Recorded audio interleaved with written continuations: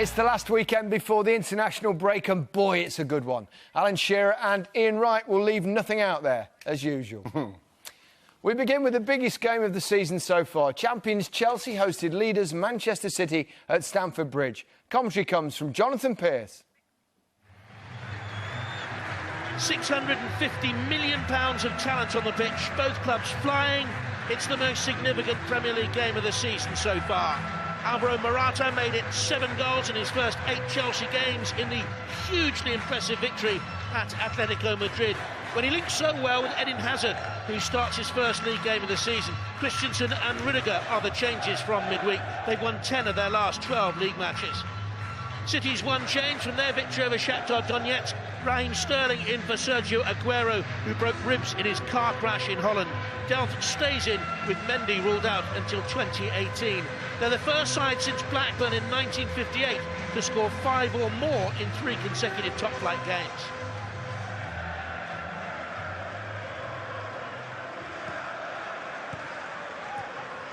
Hazard wheeled it back to his sharpest in the week in Madrid. Rudiger, Kante, Chelsea moving the ball very quickly and very well early on. Azpilicueta, Kante, in comes across Morata!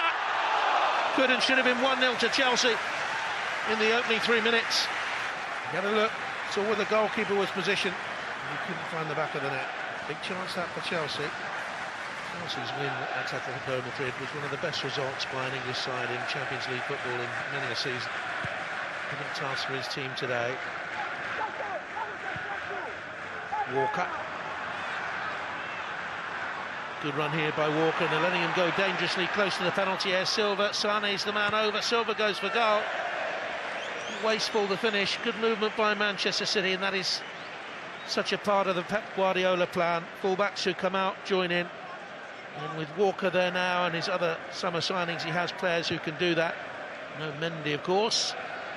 Big money fullback from Monaco out injured. Oh, it's a really, really poor piece of play by Chelsea. Rudiger's back pass of his goalkeeper put him under pressure, and Jesus nearly got in there. Dillying, dallying, and they very nearly were made to pay. Azpilicueta bulldozing his way through. Kante blocked by Sane, Fabregas. Hazard with the touch, Rudiger with the cross, good header away initially. Comes towards Kante, and the shot came from behind the body. Goalkeeper saw it late, the danger's not over. Otamendi gets it away. Rudiger with the first cross in. Otamendi headed it away. Kante missed it. Azpilicueta swept the shot, and the keeper managed to block it.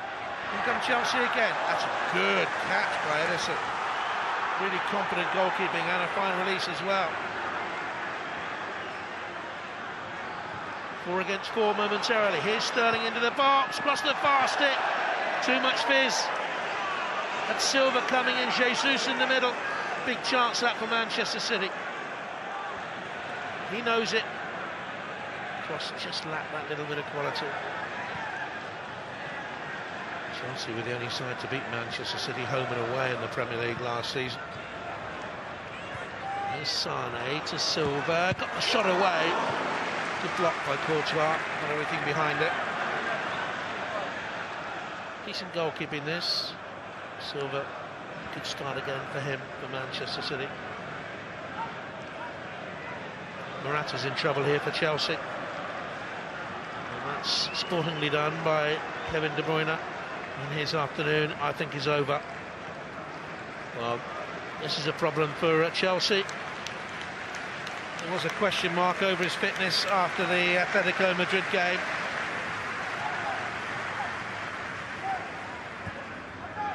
Sterling. Pulled back by Alonso, yellow card offence. And he's explained to Alonso, well, he could have got a yellow card. And as long as he remains consistent in the game, I think that's good. Keep his cards in his pocket. De Bruyne with a free kick, approaching the last minute of the 45. Oh, lovely free kick, really in a tempting zone. Cleared by Azpilicueta. He's been Chelsea's most consistent defender over the last 2 or 3 seasons. De Bruyne. Oh, great header, super save. Flying header by Fernandinho. Best moment of the first half by a mile. Really good header and a fine piece of goalkeeping now. That's the closest we've come to a goal.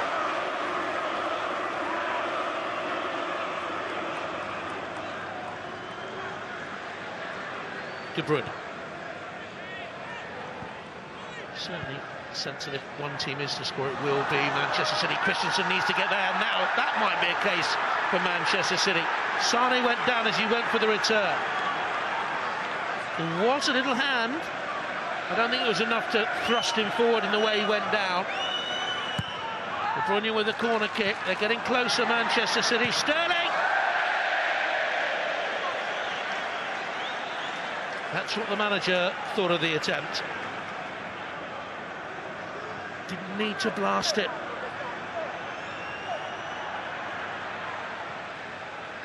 And here's Cahill. Needs some help. De Bruyne, we're in there. Hazard. Allowed to turn. And the foul by Fernandinho, and that will be a yellow card this time. He says he played the ball. He got the foot.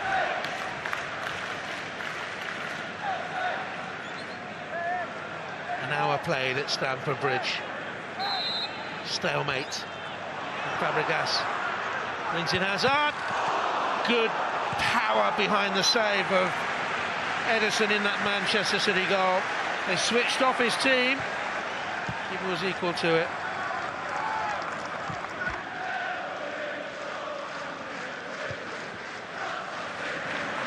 Oh, now Sterling's in behind here for Manchester City, and Silva should finish, doesn't. Great block by Alonso, saved Chelsea there.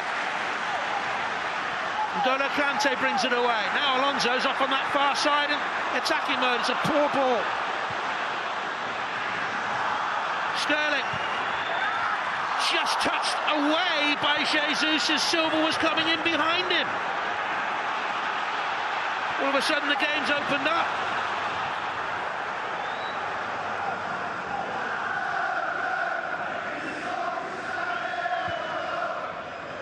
De Bruyne gets the edge of the penalty area. Oh, quality goal! A game that always was going to need a quality goal to separate the sides, and that was it. 66 minutes gone. He's had a quiet game, actually, Kevin De Bruyne, but suddenly he motored on, and breaking between those well-disciplined Chelsea ranks, he found the room into the space. Good touch back in by Jesus, and a blistering drive. It roared past Courtois. Back-to-back goals for De Bruyne. Chelsea 0, Manchester City 1.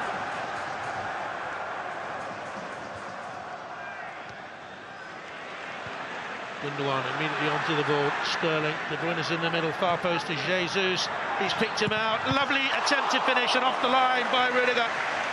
Brilliant sweeping move by Manchester City. Deserved a second, but they were denied a second by the positioning of Antonio Rudiger. Saved Chelsea there.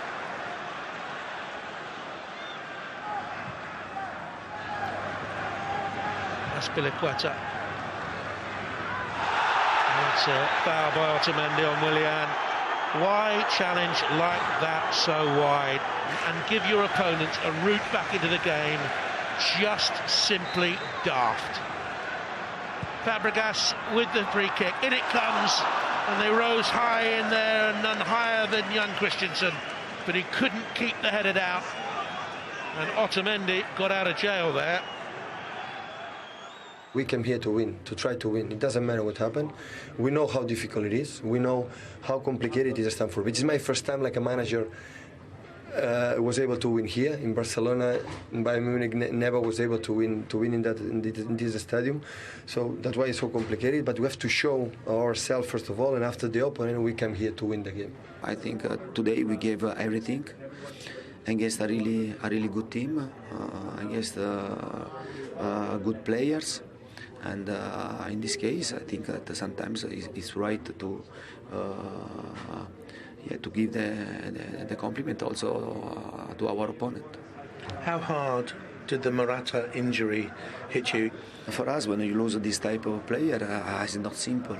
And but when you play 3 massive games in only 7 days, you must consider this. Pep talked to us. He said, like, we need to get the mentality of hate to lose and just try everything to win. Last year, I think we did fairly well in the big games, but we have no points to count. So this year, we just want to try to do better and get as many points in the big games, because these are the most important ones. It's not easy to come here in Stamford Bridge and to play how we play, because we beat the last championship, and the team is. 3 days ago in Madrid, one of the best teams in Europe, and they won like an outstanding performance. So that's why we give us personally, all the group, a lot of credit for that victory. Pep clearly delighted, and so he should be. Outstanding display from Manchester City. They played Chelsea off the park, really, didn't they? Absolutely. Seriously impressive performance from Manchester City. At this stage last season to now, they've conceded 5 less goals, scored 4 more goals. Bearing in mind, no Company, no Mendy, no Aguero. And from start to finish today, they were better than Chelsea in every single position and totally dominated the game, really. And as I mentioned, every single position. We've already seen this a few times this season from the goalkeeper. Once or twice it happened today. Just when you think they're getting in danger, he comes and clears up and plays that sweeper ball. Last season, shots on target, more often than not, were going in. Good defending from Otamendi, shot on target there. Keeper does very, very well. So in that department, without doubt, they've improved. Playing from the back, no problem at all. If Chelsea or any team are going to give these players this type of room, they will punish you. You can't give them that type of room. Touch, move, passing, they were just simply superb. Pressing, working together, understanding each other's roles, going together as a team, not in ones or twos. You go as a team to win the ball back on the halfway line or high up the pitch. Again, very impressive today. This time they go high, not in ones again, but they all go as a team, and that's very, very difficult to play against. And Chelsea just could not get out of their own half lots of times today. This is the goal. We saw De Bruyne have too much space earlier. Well, again, what about that? Pass, move, one touch. That is just brilliant. It's great superb. Stuff. It is. I mean, the finish, the keeper's got no chance with it. Power behind it. They're now 1-0 up. They're now going for you, creating chances. Again, it's a brilliant ball in from Sterling. He picks Heezers up, but for a brilliant goal line clearance, it could have been more, should have been more, and 3 points thoroughly deserved, and they will not be far away. That's quite clear to see. No, I think that's assured. Chelsea have got 2 more points at this stage of the season they did in the entirety of last season. Reason for at home, I should say. Reason for concern? I mean, they were excellent in midweek in Madrid. I think they've got more than enough quality. You can't be too concerned with Chelsea. But when you've got a striker on a bench, when you lose your striker and you've got somebody who's on the bench who scored a goal against Atletico Madrid in the week, and you like I said, you lose a striker and he doesn't come on, you'd rather put Hazard up top. I think that's not only worrying for Batshuayi, but I think that's a bit worrying for Chelsea. Yeah. Can't understand why they do that. No. OK. Well, it didn't get any easier for Crystal Palace, already the first team in Football League history to lose their opening 6 games without scoring. They face Manchester United, whom they haven't beaten in the league since 1991. I wonder who scored that day. Mowbray was at Old Trafford. You've just seen yourself. I didn't. For a 3 o'clock Saturday start. Quite a rarity, but the Manchester United manager doesn't think this one should be, not off the back of a Wednesday night European game in Russia. He will have been cheered, though, by Antonio Valencia, Phil Jones and Marouane Fellaini, all passing fitness tests to come back into the team, whilst Juan Mata and Marcus Rashford were always going to return. 5 changes to the side that comfortably won at CSKA Moscow. How Palace would love to swap their number of injured players for points or goals as they strive for their first of either. Scott Dan was the latest casualty in training yesterday. Damien Delaney comes in. Jason Punchin and Joel Ward replace Ruben Loftus-Cheek, and Bakary Sakho, a winger more than a striker. He takes over from Christian Benteke, who's out for the next 6 weeks. All that matters really for the Eagles are points and some patience until they get some. For United, all that matters is winning. By how many today isn't really an issue. The goals have been flowing. They've won all of their last 5 games in all competitions, scoring 16 along the way. And at Old Trafford this season in the Premier League, it's played 3, won 3, scored 10. And no goal against yet. Rashford, that was a lovely turn. Away from Ward. Chance for Mata! Less than 2.5 minutes into the match. Juan Mata celebrates his 200th appearance in the Premier League with his 46th goal in it. Roy Hodgson's reaction says it all for Palace. Brilliant Rashford. He had a plan in mind as soon as he took up possession. And look how that cuts through the penalty area straight to Juan Mata. And it could well be another long afternoon ahead for Crystal Palace. United 1, Palace 0. Jose Mourinho stressed the importance of mentality from his players today. Getting back to Manchester at 4 AM Thursday, home an hour later. Not the usual sort of preparation for a Saturday game. Milivojevic.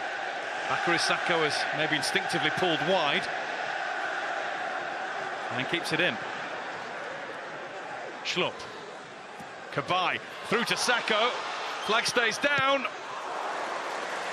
Always going to be tricky to beat David De Gea from that angle, from that distance. And he does at least register a shot on target and bring a save from the United keeper.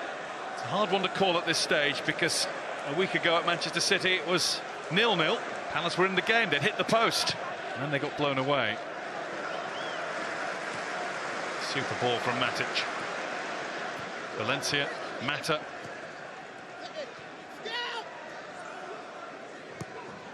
Mkhitaryan.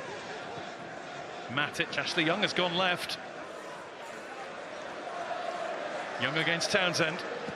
Young's cross is a good one, and it's scored by Marouane Fellaini. Palace have had a spell where they've looked as though they were well in the game.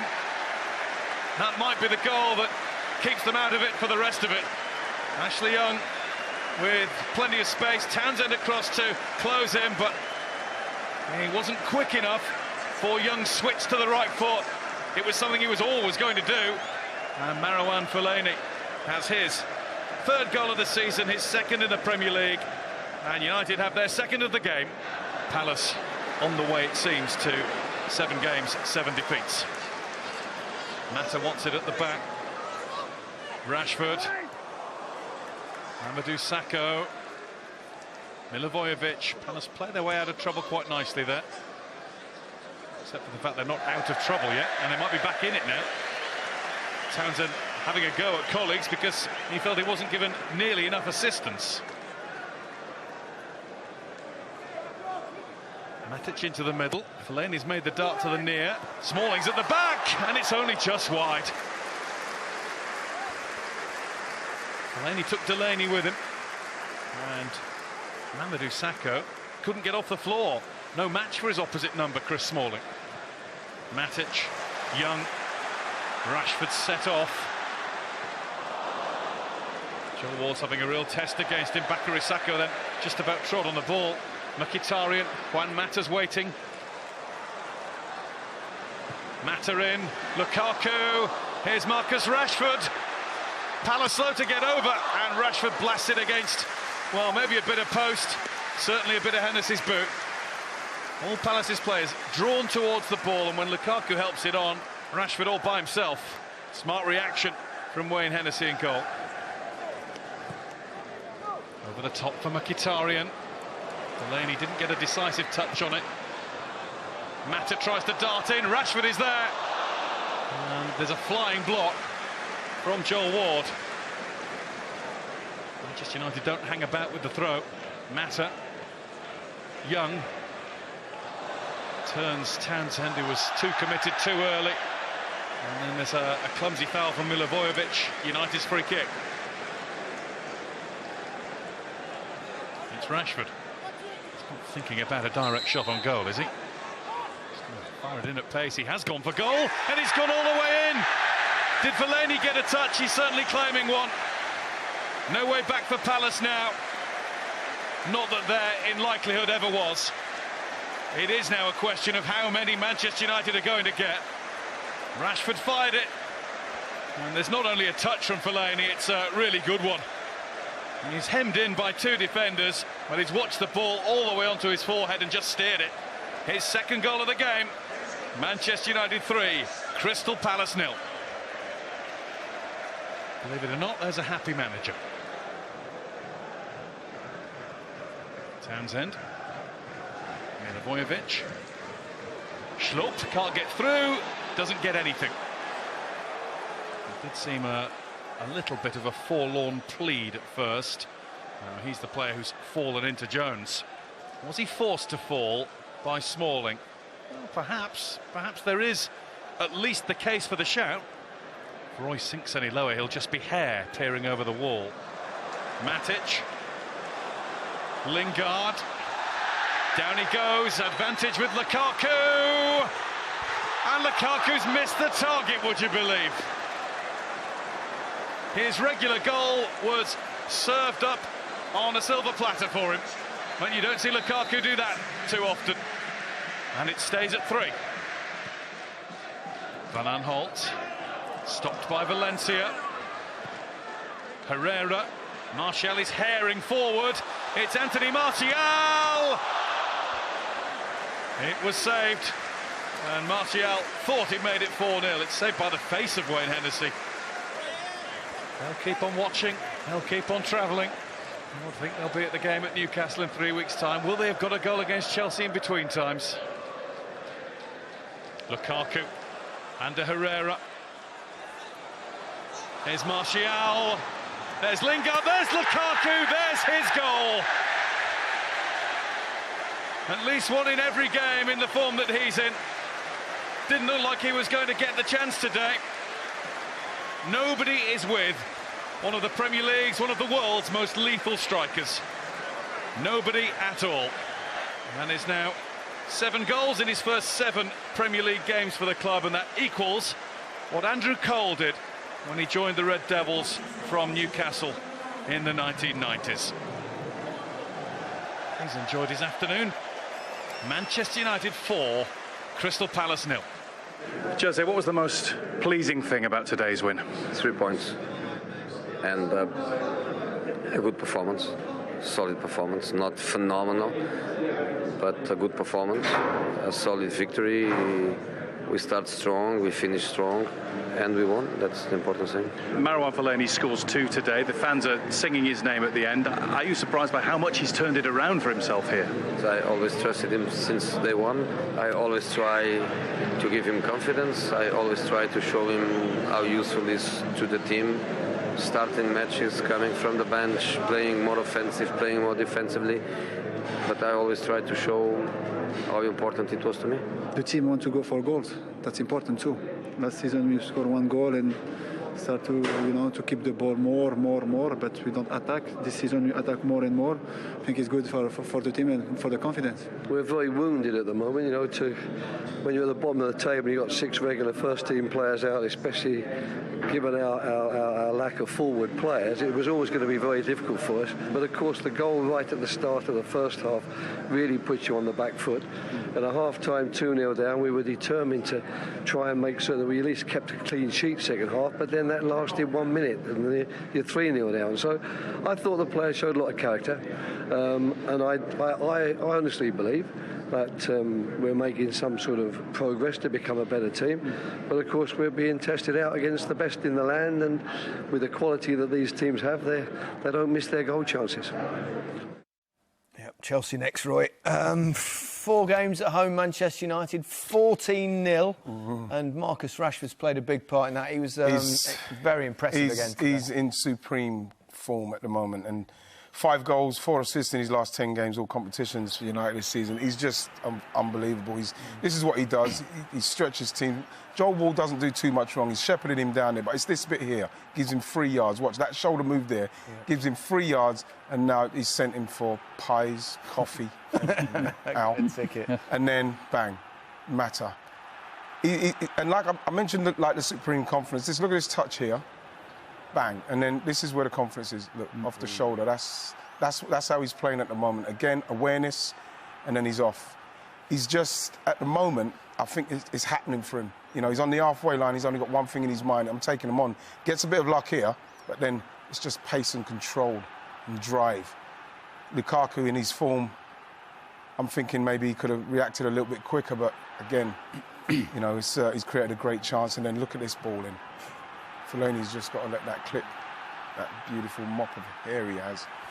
But he's frightening. I mean, international break, he's got to start for England, doesn't he, mate? Left of Kane and perhaps Sterling on the other side. It's quite exciting. Definitely. Kane first name, him second name, or vice versa. Yeah, absolutely. And, you don't really want to kick a team when they're down, but I kind of sense you're about to, Alan. Well, I know there's a complete lack of confidence in the team, but you get the feeling today that some players are actually scared of their own shadows with Crystal Palace. They were all over the place today, and it was a lack of effort as well. When that ball is there, you just watch the lack of reaction from Schlupp and from Puncheon. Fellaini started 40 yards out. He's now got a free header. Look at Schlupp. He hasn't moved. And Fellaini's travelled 40 yards. Ward doesn't even know the corner's been taken. Lack of organisation. Short corner. By the time they realise it's too late, decent save from the goalkeeper.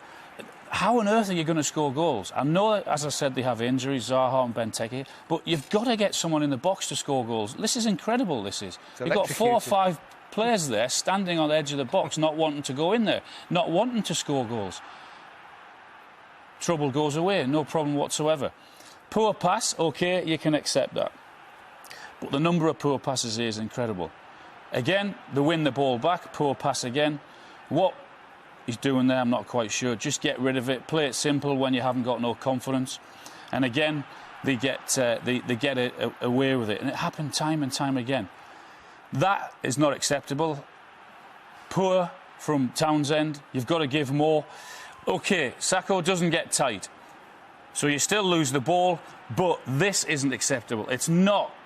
Radeverweld and Van Aanholt, you've got to work harder. You can't just give up.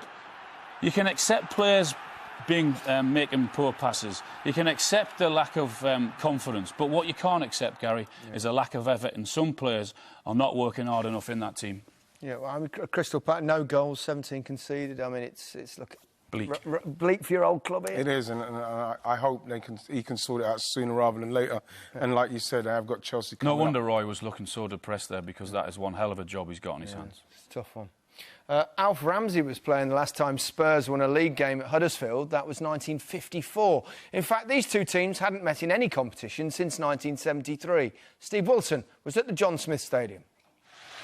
That 1954 Spurs success came a long goal kick away from here at Huddersfield's old Leeds Road Stadium. But travelling isn't usually a problem for them.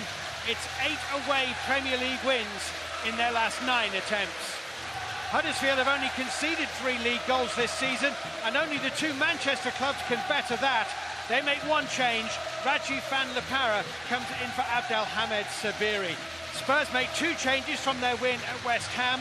Trippier for Aurier and Winks for Sissoko.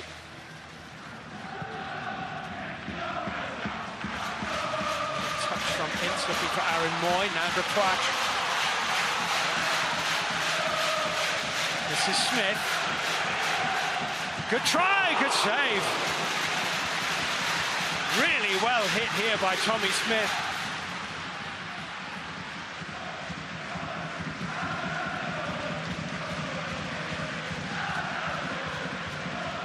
And now Kane, after the mistake by Löwe. Harry Kane here for Tottenham.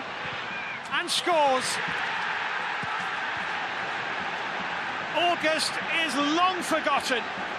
Harry Kane scores his 12th goal in the month of September for club and country. The mistake from Chris Löwe is ruthlessly exploited by Harry Kane. Huddersfield Town 0, Tottenham Hotspur 1. Who else but Harry Kane?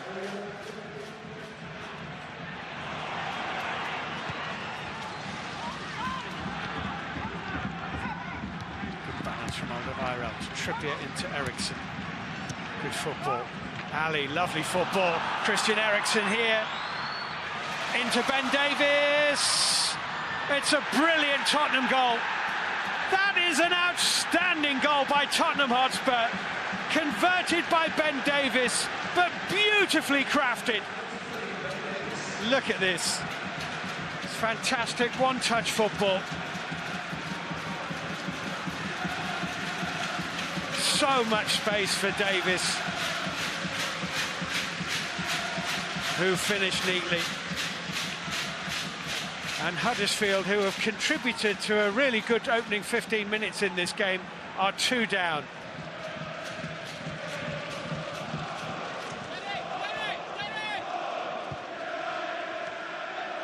Here's Dele Alli. And Harry Kane. Oh! Well, a threat from anywhere. Beautiful dipping half volley.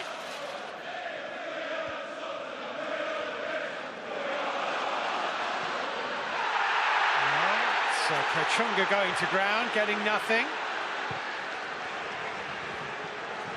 Well, Kachunga here, well, he's clearly inside the penalty area and gave him a pretty hefty shove. It was certainly worth an appeal. Davison Sanchez might have just got a little bit lucky.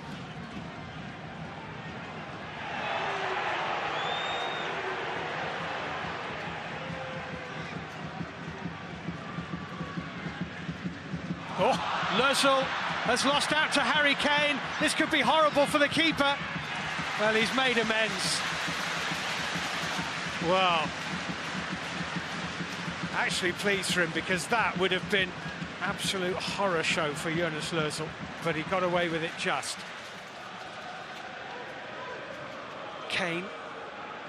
Lovely turn away from Schindler and Jurgensen. Oh! That's fantastic! It's 3-0 and it's Harry Kane again. Absolutely deadly Harry Kane.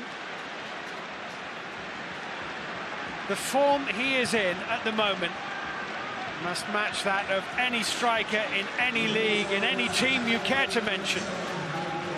That is superb. And despite the fact that they've done some things in this opening 23 minutes really well, Huddersfield are 3-0 down. They conceded 3 times in the first 6 matches this season, Huddersfield. They've conceded 3 more in the first 23 minutes of this game. Dyer, Dele Alli to Eriksson.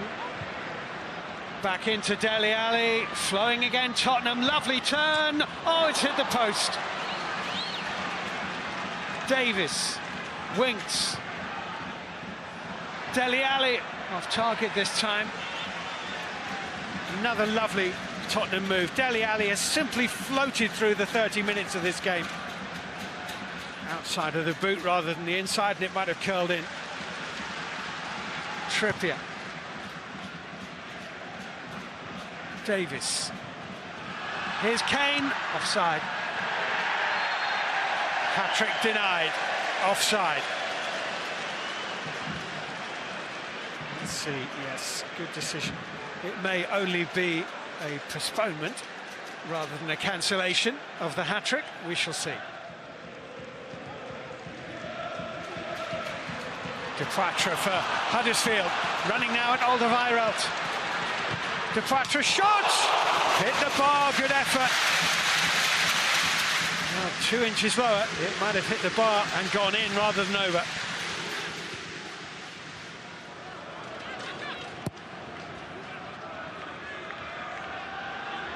Here's Dele Alli getting away from Schindler. Dele Alli, I think he's might get a yellow card here, Dele Alli, for simulation. And I'm a lot further away than the referee, but that was my first thought too. He got in behind here, Dele Alli, and goes over in hope of winning a penalty, and is booked. Now, Pochettino's not too happy with the second half. Come on, he's saying. It doesn't matter what the scoreline is, those home supporters will not allow the volume to drop.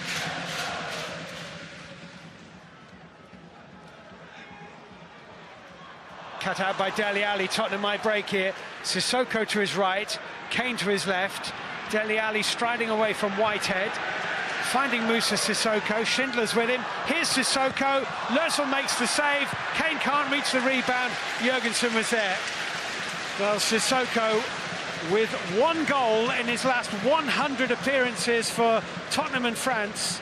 That is by a distance the best opportunity either side have had in the second period.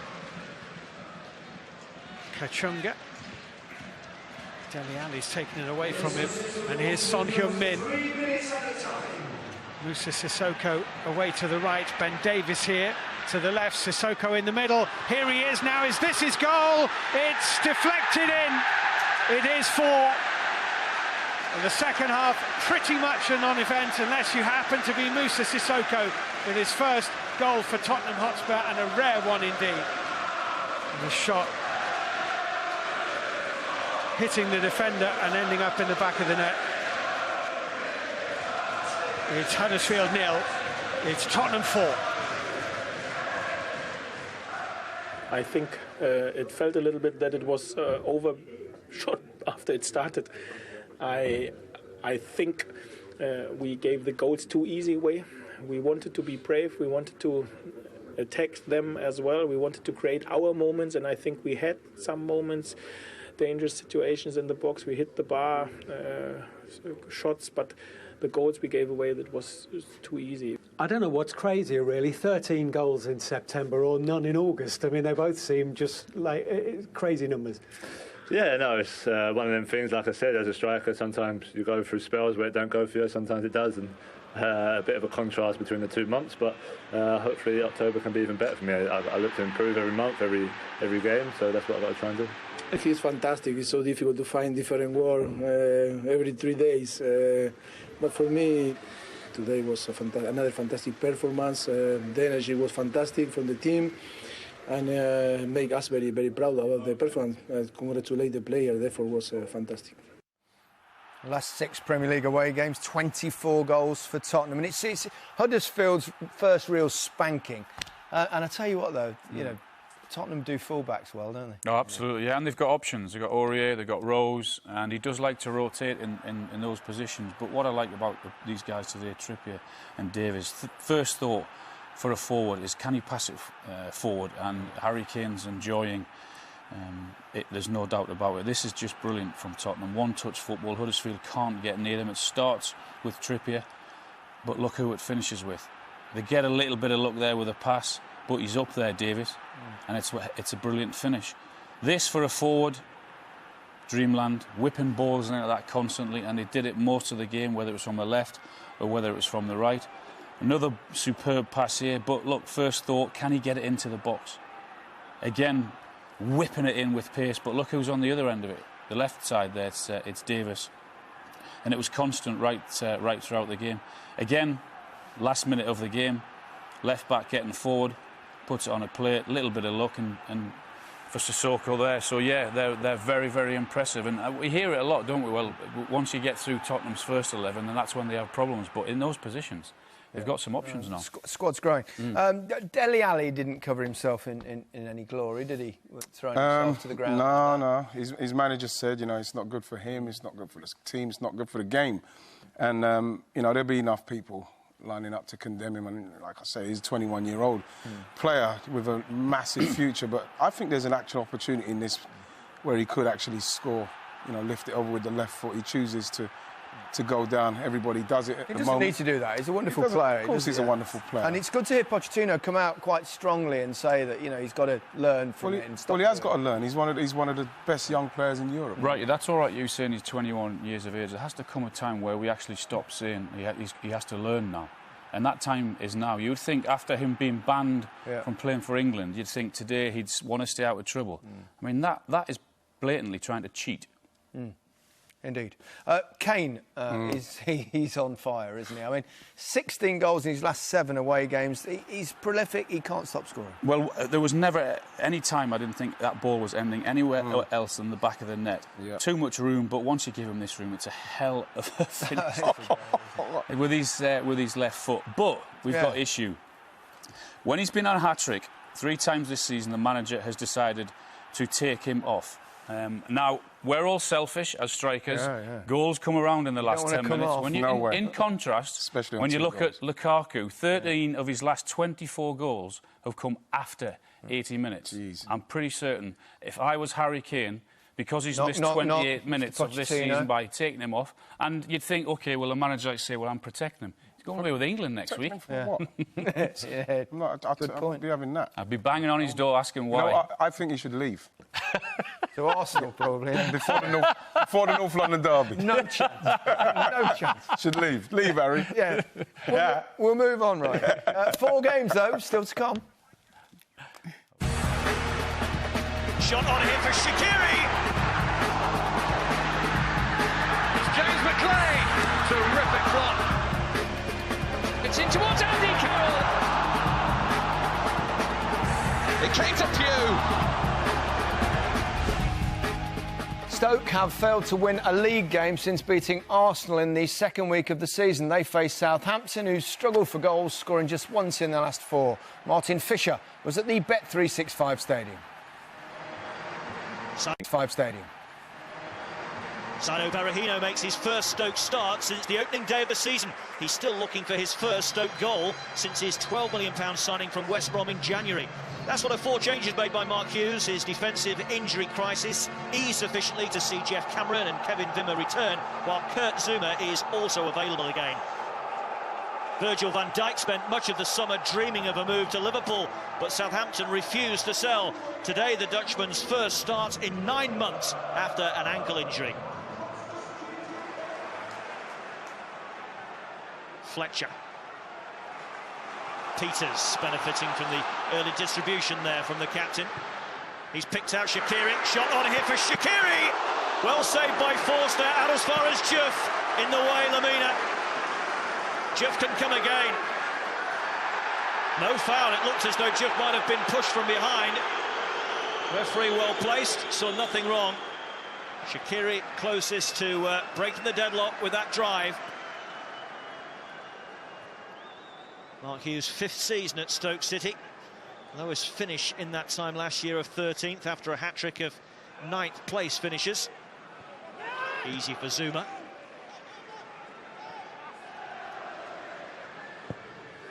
Not the best of clearances by Buckland, and Allen has fouled Lamina. That is a painful one.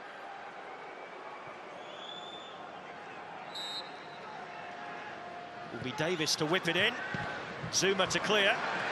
Back in by Romeo. Flag stays down. Long denied by Buckland. Well, it's a fabulous save by Buckland. His initial error led to the free kick that caused that problem in the first place. Maurizio Pellegrino, Southampton's 4th manager in the last 3 years, following on from Pochettino, Koeman and Puel. Here's Choupo-Moting. Around the corner is Peters. It's a good ball in. Virgil van Dijk. No wonder Liverpool were so desperate to sign him, and word in the game is that Liverpool will return for him when the transfer window opens again in January. Stoke's corner. It'll come out as far as Fletcher. Has to go for it. And helped on its way by Ryan Bertrand. Just looking for the nick here that will take it towards goal and make life difficult for Forster, but it's a good headed clearance by Ryan Bertrand in the end. Shaqiri to attack that near post, and it's in!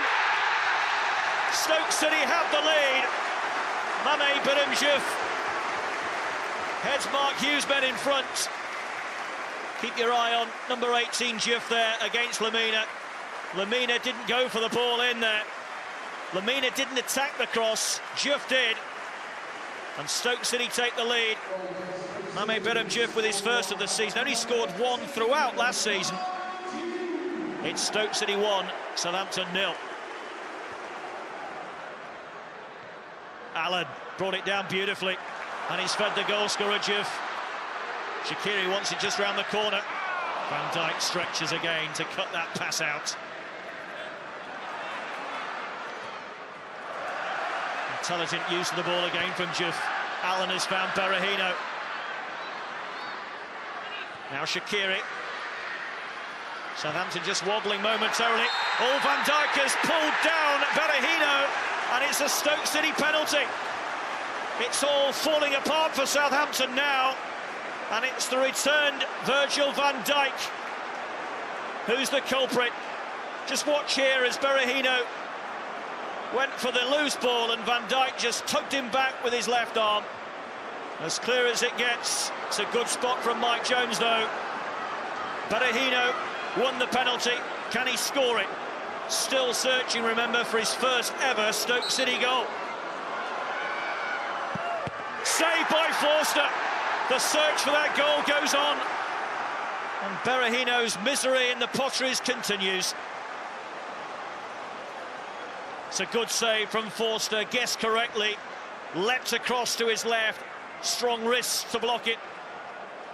How pivotal might that be?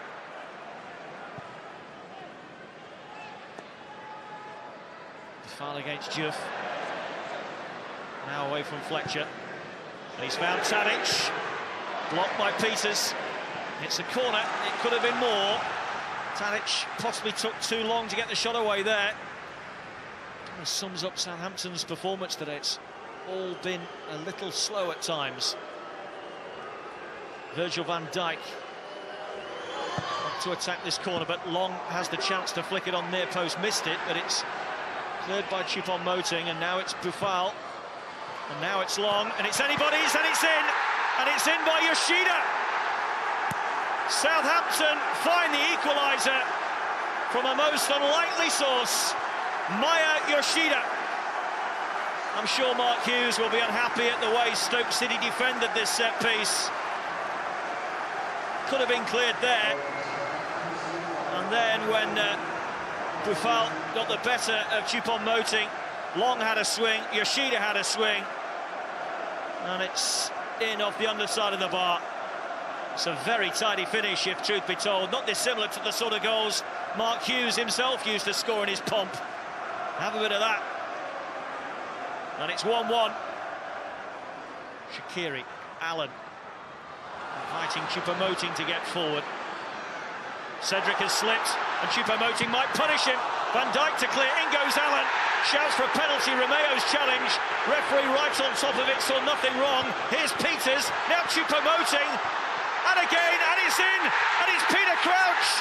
And the flag stays down, and Stoke City have that lead again. And it's Peter Crouch off the bench to score again. So many opportunities to clear this, Southampton. Could have been a penalty there, perhaps. Shaqiri kept it alive.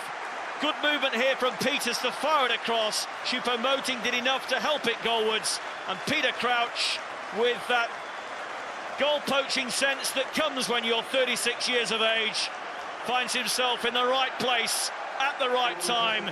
Stoke City 2, Southampton 1.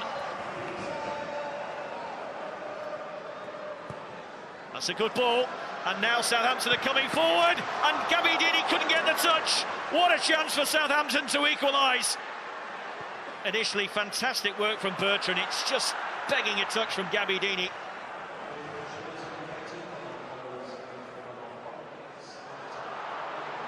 Van Dijk down, Gabbiadini hovering, so to Austin, and off the line by Zuma. Gabbiadini with 2 opportunities in the last 60 seconds to make it 2-2. Van Dijk's touch, Gabbiadini saw the frame of the goal. Butland out to meet him, did enough, made himself big. We had to dig in towards the end. Southampton threw lower players forward. Van Dijk was up there. They had wingers on wingers at times, so we had to be vigilant, had to dig in and make sure we cleared our lines when we had to, and look to go the other way if we could. In terms of performance, we played better. We actually played better against Chelsea and got beat 4-0, so that's how football is sometimes. I think we deserve a little bit more. We control the ball, and I think we put them on the pressure, even in the first half, in the second. But in this action, at the end, we were a little bit unlucky. And okay, we had to congratulate the opponent, and we had to push on. And after the game, I spoke to Peter Crouch. Peter, you came off the bench and scored a winning goal. There's life in the old giraffe yet. I knew something like that was going to come. Yeah, and obviously very pleasing to get the goal. I thought we were, it was backs to the wall a little bit at the end there, but yeah, I thought Southampton did very well today. But yeah, obviously very nice to come off the bench and get the winner. You've not started a game this season. You kind of resigned to that role now.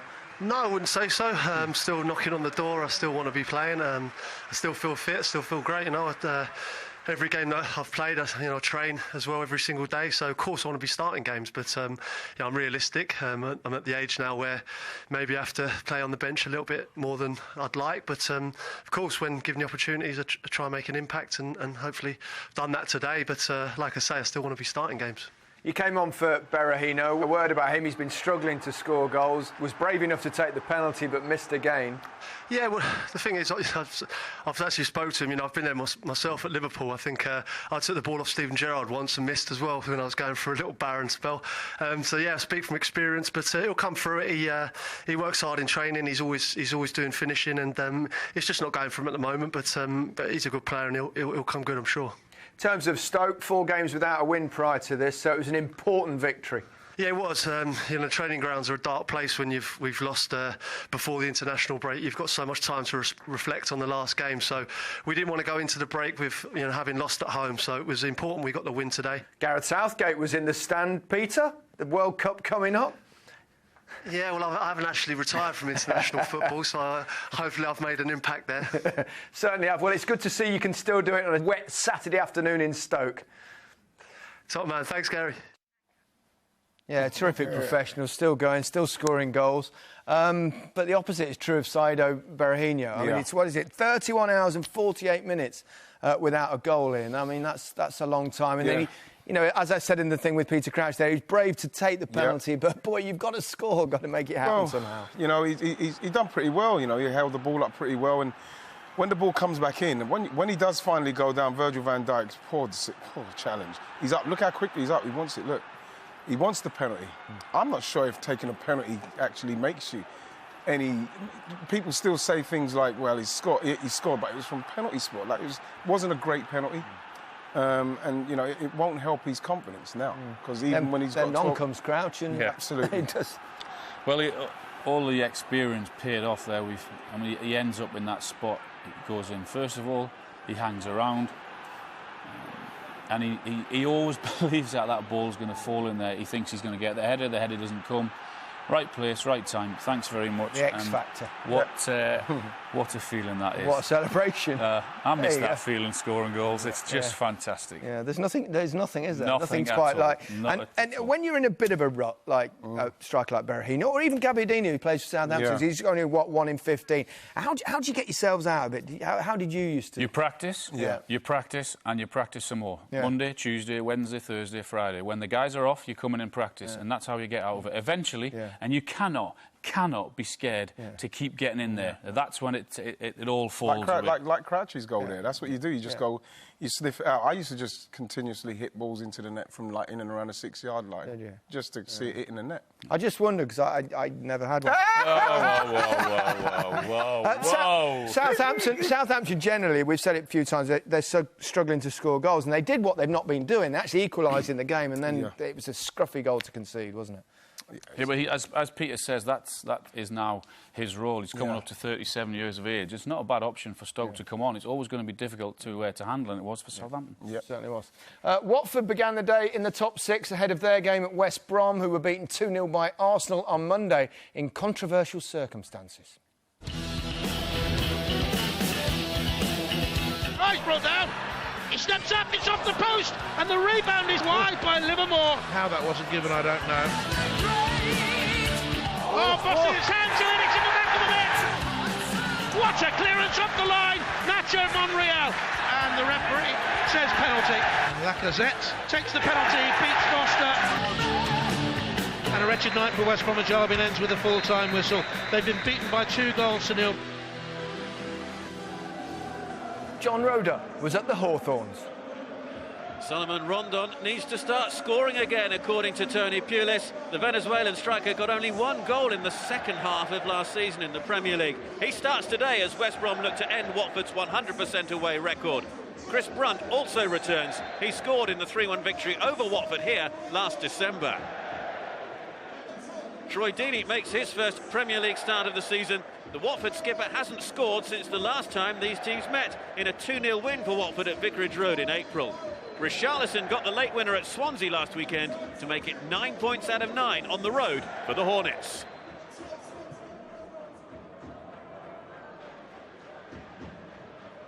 Away by Gibbs. Kachovia. Rondon on the chase as it drops over his shoulder. Solomon Rondon trying to hold off Kabasele, and in from the tightest of angles, he squeezes it past Aurelio Gomez. Solomon Rondon with his first Premier League goal of the season. He was brought back into the starting 11 to provide exactly this. Lots and lots still for Rondon to do, but first he held off Kabasele and was then able to guide it past Gomez. It is West Bromwich Albion who take the lead. Mariappa. It's just the second Watford goal that they've conceded on their travels this season. Here comes Rondon again. No charge towards the penalty area this time, instead waiting for support. And finds it from Gibbs in towards Phillips and put behind for the corner.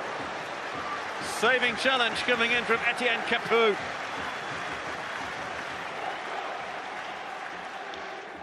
And then just away and behind.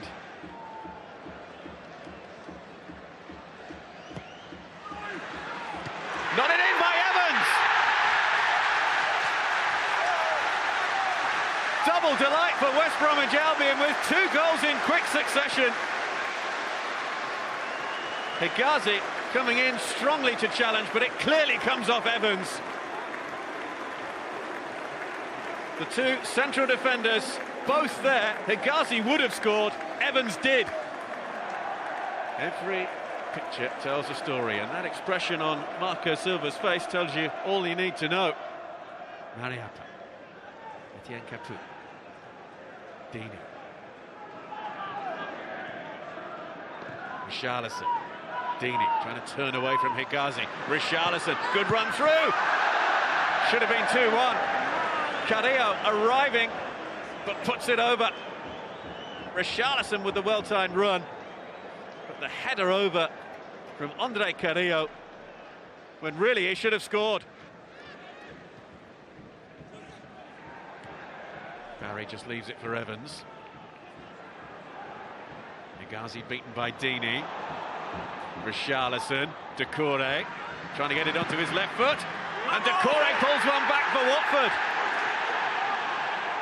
It's his 3rd goal of the season, and it has given Watford a vital lifeline.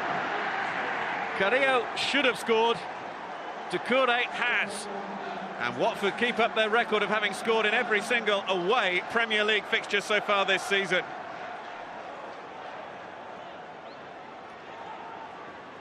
Richarlison.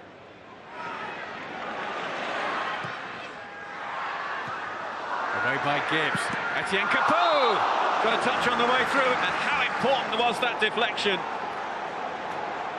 Well, it was certainly on target until the shot hit Gareth Barry. Carrillo. Firmino. Cross comes Evans. Play brought back, though, for an earlier infringement. But that challenge there, deemed worthy of a free kick. Cleverly. Away by Higazi. Dini jumping for it. Evans brings it away. McLean was the target on the far side. Cut out, though, by Doucouré. Watford still have plenty forward. It's towards Richarlison. Richarlison has caused West Brom all sorts of problems this afternoon. Robson Kanu involved almost immediately. McLean. Faced by Holebas. It's James McLean. Gomez spilled the shot. Almost the perfect start here for Hal Robson Kanu as he sets McLean on his way.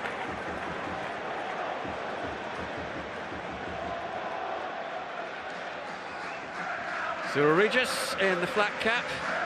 Brendan Batson just behind him, together with Laurie Cunningham's niece, Rodine. 3 magnificent players in the service of the Baggies. Rodriguez. Hal Robson Kanu on the chase. McLean in the middle, and is found. It's James McLean. Terrific block to deny him. West Bromwich Albion almost break and seal this match in stoppage time. McLean's shot. Holivas with the saving effort.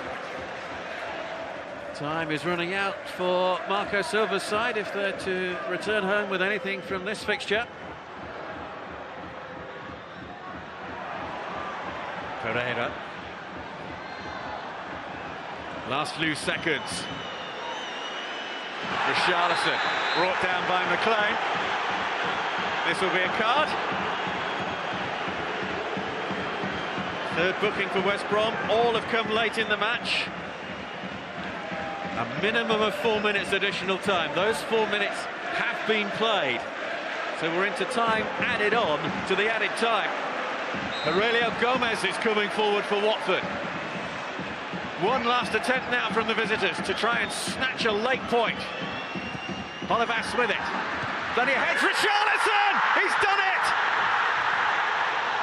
With virtually the last movement of the match, Watford make it 2-2 and take a point from the Hawthorns.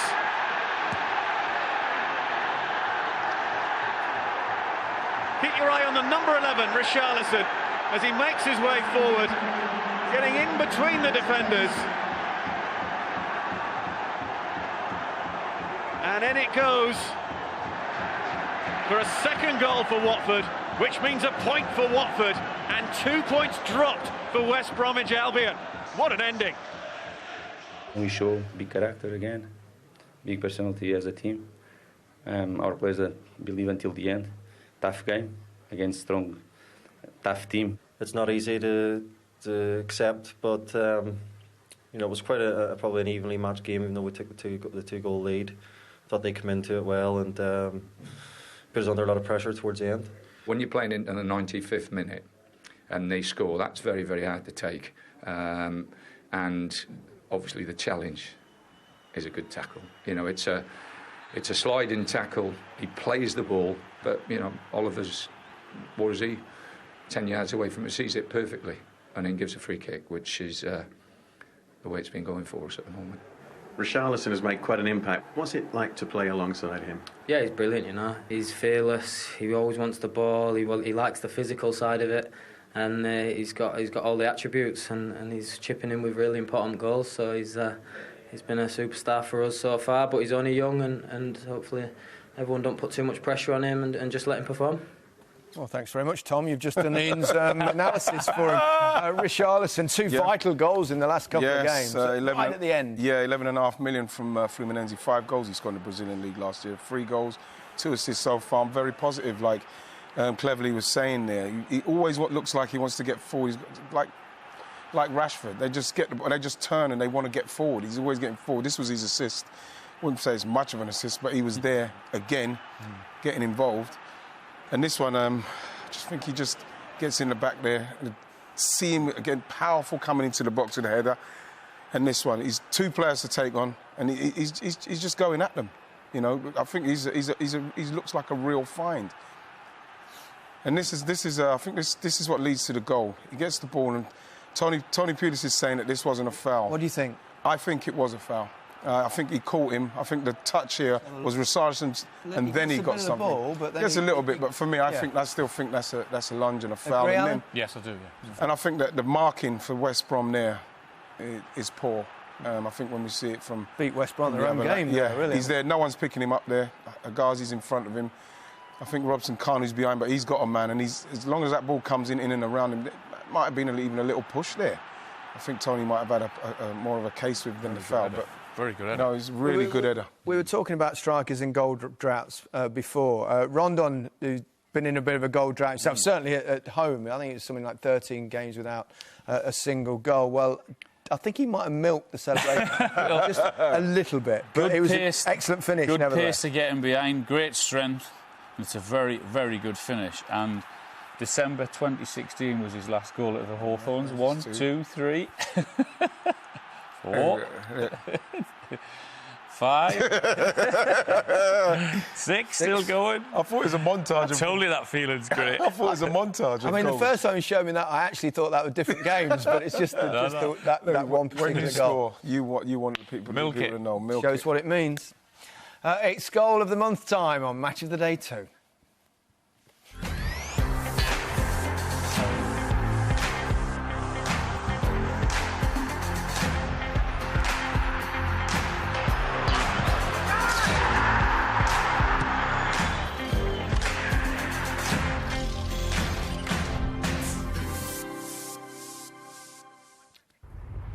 You can keep across all 3 matches on 5 Live and the BBC Sport website. The Women's Football Show follows Match of the Day 2 at 11:35. No international break for the Premier League show. That's back on Thursday at 10 p.m. on BBC 2. And if you missed Chelsea's game against Manchester City, you can watch it now on the iPlayer with the whole programme available from Monday.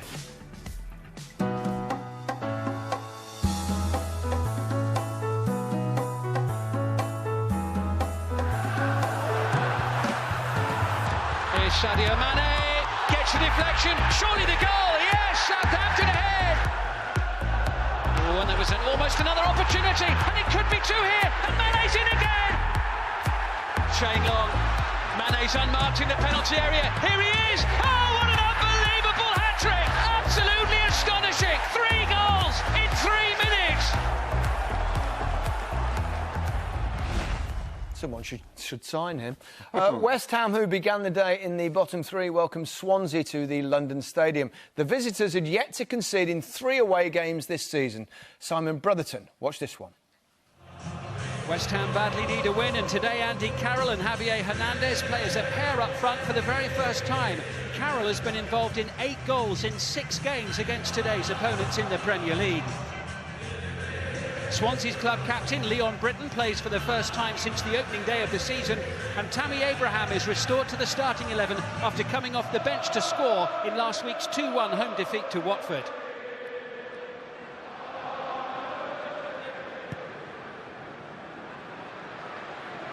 There's Carroll hustling, bustling, picking out Ayew, 3 inside the penalty area to aim at here. Carroll's one of them, well won there by Alfie Mawson. Kouyaté just held up for the moment by Britton. Ayew looking for the run of Hernandez. Cresswell's delivery. Antonio with the shot, the flying save from Fabianski, and Ayew doesn't get hold of that at all. Lucas Fabianski called into early action there with Michail Antonio testing the Polish international. Good start for West Ham here on the volley. The save at full stretch. Interesting to note that Slaven Bilic is under a lot more pressure than his counterpart Paul Clement, despite the fact there's only a point between them in the Premier League table going into this one.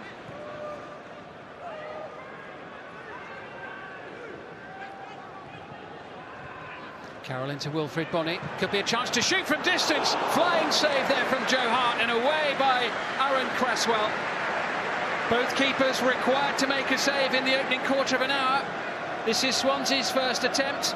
It's only their 11th attempt on target all season, and it needed saving. Swansea, of course, held Tottenham at Wembley recently, doing a good job of frustrating West Ham and the home crowd in this first half. Michail Antonio looking for Andy Carroll. Pinpoint accuracy. Now it's with Ayew. Now West Ham are on the front foot for the first time in a while in enemy territory. Carroll's delivery. Ayew with the header. Saved by Fabianski. Well, that was a bit better from West Ham. Andy Carroll with the delivery, and Ayew there just trying to guide it home. Well, they just can't keep him away from the football, even on a rare Saturday off. Here's Hernandez, held up by Leon Britton. Bit of a chase for Zabaleta. He's got Antonio over on the far side. Kouyaté has joined Hernandez, and Andre Ayew in the penalty area. It's in towards Andy Carroll, who can't quite get on the end of it. Almost an opportunity for West Ham there.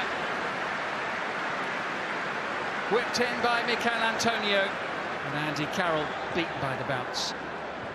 Well, if the scoreline stays like this, the talk surrounding the manager's future during the international break isn't going to die down anytime soon. There's Roque Mesa, Leroy Fair. Now Olsen, you sense the anxiety for West Ham here. As Olsen tries a shot, just wide of the post. A little passage of play from Swansea City for a while in the match here as Olsen kept looking for a gap, looking for a spot. Couldn't quite find that bottom corner. How close was it? This is the angle that will probably show us. It was pretty close. Here comes a double change for West Ham. And Javier Hernandez is being taken off. And that has gone down like a lead balloon among the West Ham faithful. And Andre Ayew, the other player, to go off. The Federer manager needed a goal in the next 10 minutes or so. You're looking at him right now. Well, they've done well to last this long.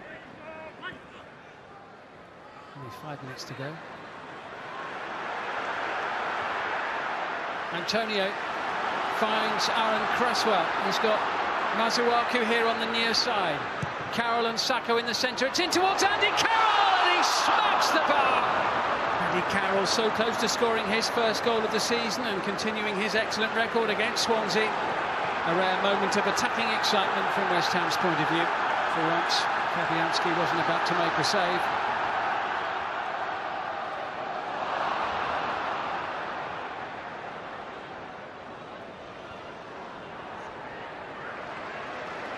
Now Zabaleta for West Ham. We're in the last minute of the 90. I think we're going to have a fair chunk of added time here. Masuaku gets a good run at the defence here after Masuaku. Tremendous ball! And it's struck into the far post by Jeffrey Sacco in the 19th minute of the match. Oh, what relief all around the London Stadium.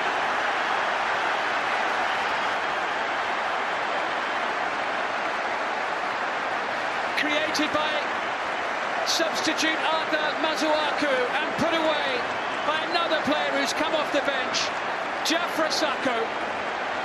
Just does it look like we were heading for stalemate.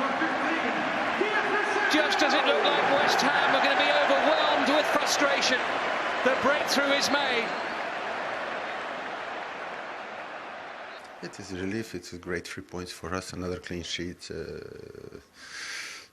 We started the game good first 10 minutes, but then we didn't play good in the first half. Second half we created some chances. We hit the post, and at the end we got that goal that is very important for us. We've come away from home now against Southampton and against Crystal Palace and against Tottenham and kept clean sheets in all those games, and we were very close to doing that again today. But we've also got to score goals if we want a chance of winning games. It was a little bit odd when you're at the edge of your box looking for options and you can hear the fans booing you before you've even kicked the ball. What do you make of that? It was difficult out there. It was a difficult atmosphere. We just got to focus on the win. That's 7 points now. Since the international break, we've had 2 wins, a draw and a loss, which is good, which is important that we stuck together as a group of players and staff. Hopefully they've gone home happy, but it's a difficult one to assess. I know it's very shallow when the manager or whoever talks about the confidence and the pressure, but it is that makes a big impact, and the team was under big pressure, and it's not very easy to play in those kind of circumstances. No, win will help, though, no question about that, both for West Ham and I suspect Bilic as well. And it wasn't working, and then he made changes and it transformed things. Yes, it did, but when you got Andy Carroll and you've got Chicharito, 2 players who are potent in the box, you don't want to see them in this situation. Why do you want to see... You don't want to see Andy Carroll out there. Look where Chicharito is, look where Andy Carroll is again, no one in the box. I think this win, as much as you've got to take it, it does paper over the cracks, and I think West Ham fans are very disappointed. It just wasn't working for them. Look, you got Andy Carroll here. Look at this. Andy Carroll in this situation, I don't want to see him there. Look where Chicharito is. These are 2 players who are potent. He's got 40 goals in the Premier League, all from inside the box. West Ham fans were very disappointed that he was coming off, but like I say, the substitutions, and Masuaku and Sacco, they came on, and to be fair, they changed the game. I'd have been disappointed as well. We had 1 touch in the box today, a striker of that potency. But like I said, Masuaku came on. You can see Sacco at the back there. Klukas isn't really paying attention to him, but this is a super ball. That is a fantastic ball in. It's a great substitution by Slav. I'm delighted for him, but there's a lot of work to be done for me at West Ham. As for Swansea, that's 2 late winners against them in the last couple of games. That's brutal. That is brutal, and that will be a concern for them. But what will also be a concern for them is their lack of goals. 3 goals in 7 games, and Boney went off injured today at half-time with a hamstring injury. So they've got to work on the training ground to try and create more chances. OK. Bournemouth and Leicester had just 1 win apiece going into their game at the Vitality Stadium. Your commentator, Steve Bauer. Bournemouth's victory in this fixture last December was secured thanks to a goal from Mark Pugh, whose recall today it took Bournemouth 8th that day, their highest ever league position. Jamie Vardy, who continues to manage his hip problem, looks to score for the 4th league game running and add to 13 Premier League goals in just 19 games since Craig Shakespeare took charge. And the Leicester manager has made a big call by leaving Riyad Mahrez on the bench and handing Demarai Gray his first Premier League start of the season. A win against Leicester today would put the visitors into the bottom 3. No shortage of importance on this one. Kings had a look, trying to feed the foe! And then Pugh! He's appealed for hands, and all he gets is a corner. Bournemouth inches away from taking the lead, and Mark Pugh feels they should have a penalty. Cleverly done by Josh King to feed the foe, who almost scooped that over Schmeichel and into the back of the net. Oh, and Danny Simpson, it did strike his hand.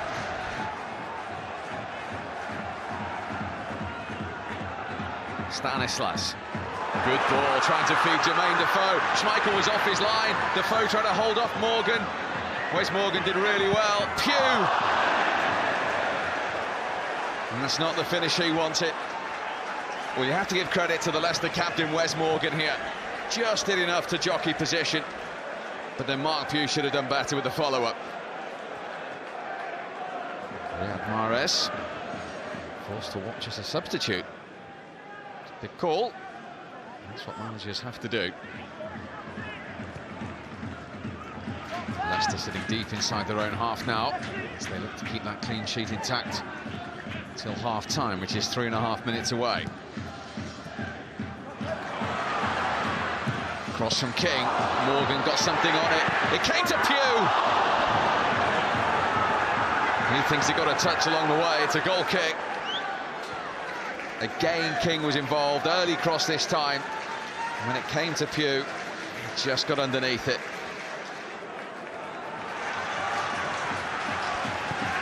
Bournemouth supporters trying to spur their team on. Find that all-important goal.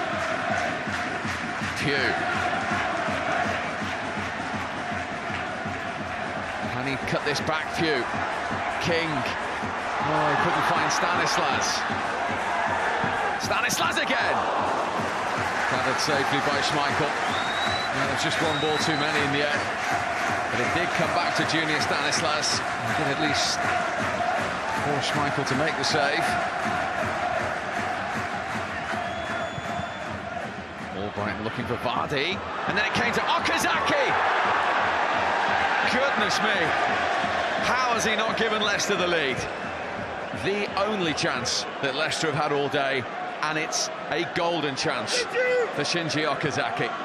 Well, he scored in 3 of his last 4 Premier League starts, and he should have added to that total here. Tension in both managers' faces. They know the importance of a victory today, even just 7 games into the new season. Cook. Here's Ives' first touch. Maybe a telling first contribution. Back to Cook. Oh, and Defoe touched it on the way through. How many times down the years have we seen him in this situation? Flick it or poke it home. Just helped it over the bar on that occasion. They know it's going to be a fine line today. Bournemouth continuing to press. Defoe up against Maguire. King. Then Sermon! That had Schmeichel scampering. That was curling, and just curling a fraction too much. Still, they can't find their goal. Stanislas into King. Just a little too anxious. I tell you what, both these teams know this game is there to be won. Damari Gray at the other end. Good strike, beaten away by Begovic. Ake, Ndidi, deflected. Straight at Begovic, moved a touch in the air. And then the resulting strike from Ndidi just clipped off Ake. We created enough to win, I think, 3 or 4 games in that one.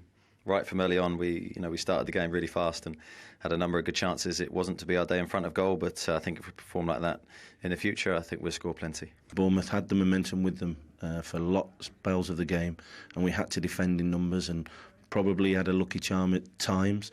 But that's what football's about. Sometimes we went the other end, and by the way, we had a great chance with Sinji to actually come away with a win at the end. And whether we deserved it or not is irrelevant. I have to ask you about Danny Simpson's handball. Did you feel at the time you should have had a penalty? Difficult for me to see. I mean, I'm on the other side of the pitch, but knowing Mark Pugh and seeing his reaction, I banked on it to be a penalty, and then seeing it just now, it's a clear cut. Clear cut. I mean, it wasn't a thriller. Bournemouth, missed their chances, didn't they? But the main talking point was, of course, whether that was a penalty or not. Yeah. Al? Yeah, I think it was a penalty. Puts his hand up. Unlucky there, Defoe. Onto Simpson. He just puts it up at the last second, doesn't he? I know he's very, very close to him. For the officials to see, is that the kind of area that perhaps video technology could help? VAR helps that, because there, you go to someone, you can see it's a penalty. So there'd been a red card as well, wouldn't it? Because the ball's actually going in. So it is, for me, that's clear cut, like Eddie says there. Because look, his arms come up. Look, he stopped it. I'm against VAR. But VAR clears it up. Unless it's a matter of fact, not for opinions, then I'm against it. That looks matter of factish to me. Well, I think if you asked that for 10 people, probably 7 would say. Well, surely the situation with that would be if it's obviously a mistake, then they change the decision. Whose decision is it obvious? Well, who makes it? Who makes it an obvious decision? Decisions are obvious. Who makes it an obvious decision? It's still an opinion. If 7 people out of 10 say that, if it's factual, then let's continue the argument on the way home, because we've run out of time. 7 people, in the meantime, majority. Let's have a look at the Premier League table. Sorry, Ian. The 2 Manchester clubs continue to set the pace, with City edging United on goal difference. They're now 5 points clear of the chasing pack, which is headed by Tottenham, with Chelsea slipping to 4th and Watford rising to 5th. Crystal Palace's misery continues. No wins, no points, no goals. They remain firmly rooted to the foot of the table. West Ham beat Swansea to move out of the bottom 3 and push the Swans into it. These two are hugging, you wouldn't believe it. Let's have a look at the back pages. The Mail on Sunday, like most of the papers, leads with Kevin De Bruyne match-winning exploits for Manchester City. The Sunday Times reckons Chelsea boss Antonio Conte could be leaving Stamford Bridge. And The Sun says Everton are lining up a £20 million bid for West Ham's Andy Carroll. So who do we close the show with? Not those two. We need to talk about Kevin. Good night. I love you, Al.